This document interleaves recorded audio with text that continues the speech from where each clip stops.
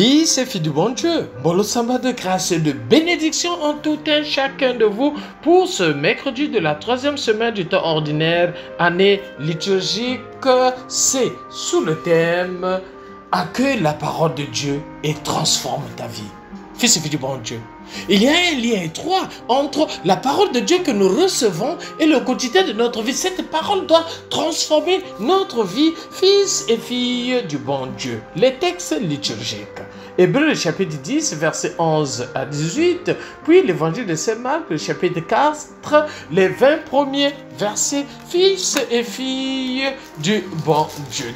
Le fruit parfait du sacrifice du Christ.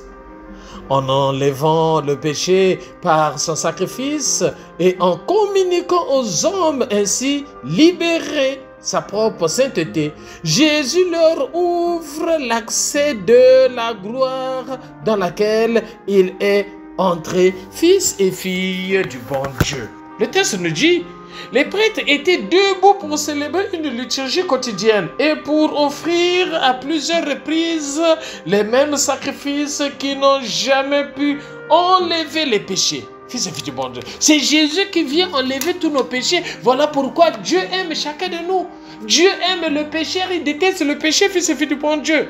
C'est encore l'attitude, hélas, de certains chrétiens qui semblent préoccupés de multiplier des rites comme s'ils étaient nécessaires, de faire plier en un Dieu justifié, fils et filles de justicier, j'allais arriver, et inflexible. L'image du vrai Dieu est toute différente, fils et filles du bon Dieu. Ce n'est pas l'homme qui cherche Dieu et obtient son pardon à coups répétés d'expiation.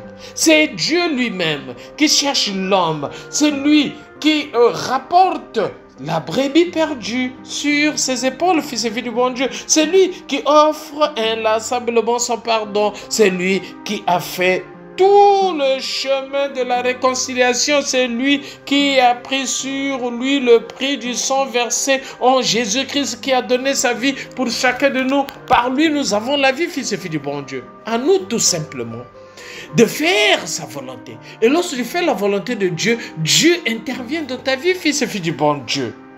À notre époque aujourd'hui troublée, secouée, en nos vies inquiètes et sans cesse en mouvement, il nous est bon de nous remplir de la vision de paix du Christ. Une paix solide, calme, sûre de sa victoire. Parce que le Seigneur va emmener chacun de nous vers sa victoire, fils et filles du bon Dieu.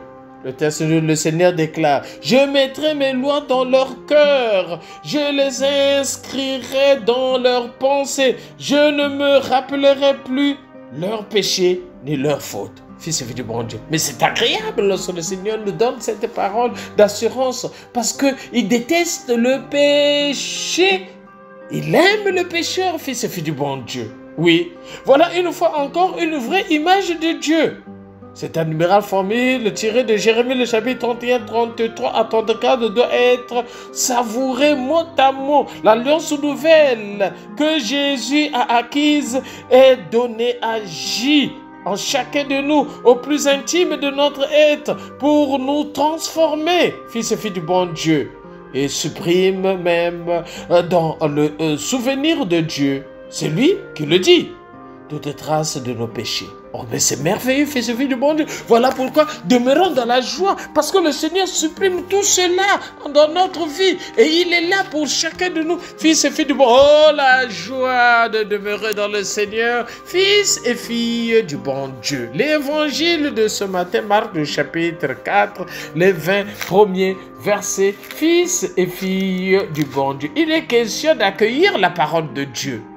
Qu'est-ce qu'une parabole? Une image qui évoque un mystère et dont il faut chercher le sens. La parabole du semeur évoque le mystère de la parole de Dieu qui, malgré le refus imposé par le monde, porte un fruit abondant dans le cœur qui l'accueille. Et lorsque tu accueilles la parole de Dieu, tu portes des fruits, fils et filles du bon Dieu, des fruits en abondance pour la gloire de Dieu, fils et filles du bon Dieu. Le texte de Dieu, Jésus se mit à nouveau à enseigner au bord du lac. Et une très grande foule se rassemblait auprès de lui. Il monte dans la barque et il enseigne. Quand il fut seul, ceux qui étaient autour de lui, ainsi que les 12, le questionnent sur les paraboles. Il leur disait, quant à vous, le mystère du royaume de Dieu a été donné, mais pour ceux qui sont en dehors, il n'y a plus que des paraboles. Les paraboles, afin que le monde puisse comprendre la sagesse de Dieu. Mais il faut déchiffrer en union avec le Seigneur. Manifestement, il y a un enjeu grave. Derrière cela, le rôle des 12 doit être bien important dans l'esprit de Jésus pour la structure de l'Église qu'il projette, pour que cela puisse continuer le relais fils et filles du bon Dieu.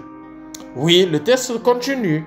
La mentalité aujourd'hui, la mentalité sémitique d'hier, qui est celle de toute la Bible, affirme avec force le rôle de Dieu dans l'homme, dans un acte humain. La pensée biblique ne cherche pas à préciser la part qui revient à la grâce de Dieu et la part qui revient à la liberté de l'homme. On dit aussi bien, Pharaon endurcit son cœur, que Dieu endurcit le cœur du Pharaon. Exode 11:10, comparé à Exode 9:35. Fils et filles du bon Dieu, nous autres aujourd'hui, nous sommes devenus très humanistes.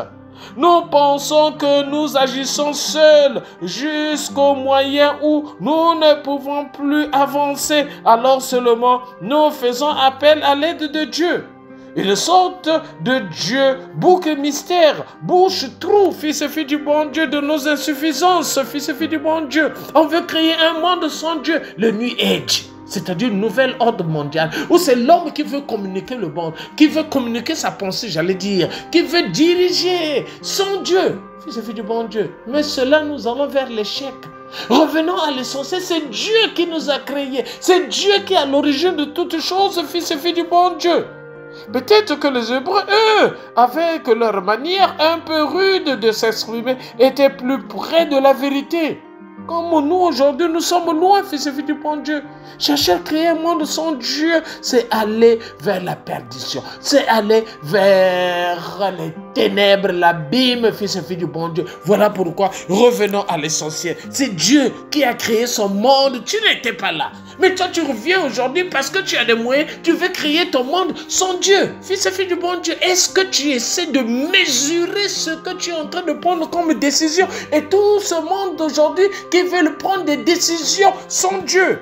Fils et filles du bon Dieu. Rien de ce qui arrive n'est étranger à Dieu, fils et filles du bon Dieu. Mais cela ne veut pas dire que l'homme ne soit pas libre. Tu es libre, fils et filles du bon Dieu. Ainsi, cela nous met dans une immense humilité et dans une intégrale responsabilité à nous de faire des efforts. Si tu veux conjuguer avec Dieu, Dieu est là. Si tu ne veux pas, tu es libre. Voilà pourquoi, fils et filles du bon Dieu, soyons unanimes, la main dans la main. Chrétien, tout chrétien de tout bon genre, tout chrétien là où tu es, la main dans la main, évoluons pour la gloire de Dieu. Et annonçons la bonne nouvelle, c'est Dieu qui nous a créés, à lui que nous puissions rendre toute grâce, toute bénédiction pour sa plus grande gloire, fils et filles du bon Dieu. Ne suivons pas le monde qui est en train d'aller vers sa perdition. Ne suivons pas le monde qui est en train d'aller vers l'échec. Ne suivons pas le monde parce que les hommes qui veulent créer le New Age, nouvel ordre mondial, alors que l'alliance a été établie par Jésus-Christ lui-même. Jésus est la nouvelle alliance. Jésus est celui-là que nous devons suivre dans le quotidien de notre vie parce qu'il est le chemin, la vérité et la vie. À nous de le suivre, fils et filles du bon Dieu, en étant carrément convaincus de sa puissance, convaincus de sa gloire et en confiance en lui. En nous aimant les uns les autres. Aimons-nous vivons et préparons notre ciel en faisant le bien sur la terre. C'était le Père Paul Diès Tounou depuis la paroisse Saint-Michel de Kembo, mais c'est Saint-Michel de la Gloire. Là, nous sommes dans l'archidiocèse de Libreville. C'est au Gabon. C'est du Dieu de grâce et de bénédiction, n'oublions pas. Kipé, Yayo et Tokos de bénédiction, tout un chacun de vous. Merci Seigneur.